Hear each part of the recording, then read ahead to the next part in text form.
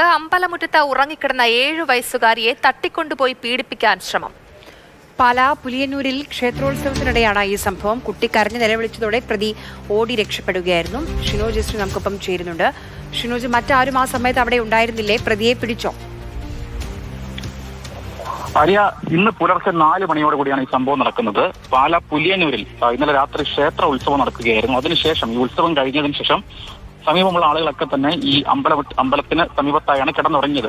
അത്തരത്തിൽ കിടന്നുറങ്ങുകയായിരുന്ന 7 വയസ്സുകാരി, അതായത് അച്ഛനും അമ്മയ്ക്കും സഹോദരനുമൊപ്പം കിടന്നുറങ്ങുകയായിരുന്ന 7 വയസ്സുകാരിയാണ് ഇത്തരത്തിൽ തട്ടിക്കൊണ്ടുപോയി പീഡിപ്പിക്കാൻ ശ്രമിച്ചത്. അത് എടുത്തുകൊണ്ടുപോയി, കുട്ടി ഉറങ്ങിക്കിടന്ന കുട്ടിയെ എടുത്തുകൊണ്ടുപോയി 100 മീറ്റർ അപ്പുറത്തെ സ്ഥലത്ത് വെച്ച് പീഡിപ്പിക്കാനായിരുന്നു ഇത്തരത്തിൽ ശ്രമം നടത്തിയത്. ഇത് കുട്ടി ഉറക്കമുണർന്നതോടെ കരഞ്ഞ് നിലവിളിച്ചതോടെ ഈ പ്രതി ഈ കുട്ടിയെ ഇട്ടിട്ട് ഓടി രക്ഷപ്പെടുകയായിരുന്നു.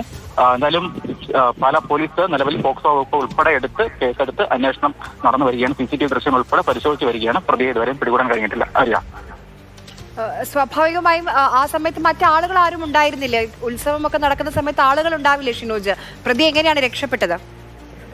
ആളുകളൊക്കെ തന്നെ ഉണ്ടായിരുന്നു. അവരെല്ലാവരും തന്നെ ഉറക്കത്തിലായിരുന്നു. പ്രത്യേകിച്ച് പുലർച്ചെ 4 മണി സമയമാണ്.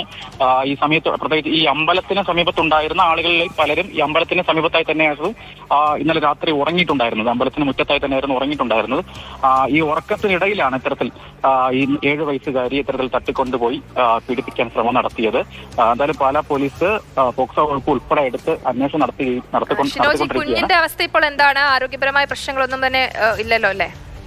ഇല്ല, അത്തരത്തിലുള്ള പ്രശ്നങ്ങളൊന്നും തന്നെ ഈ കുഞ്ഞിന് ഇല്ല എന്നാണ് നമുക്ക് പോലീസിൽ നിന്ന് മനസ്സിലാക്കാൻ കഴിയുന്നത്. എന്തായാലും ഉറങ്ങിക്കിടന്ന കുഞ്ഞിനോടാണ് ഈ അക്രമം കാണിച്ചത്.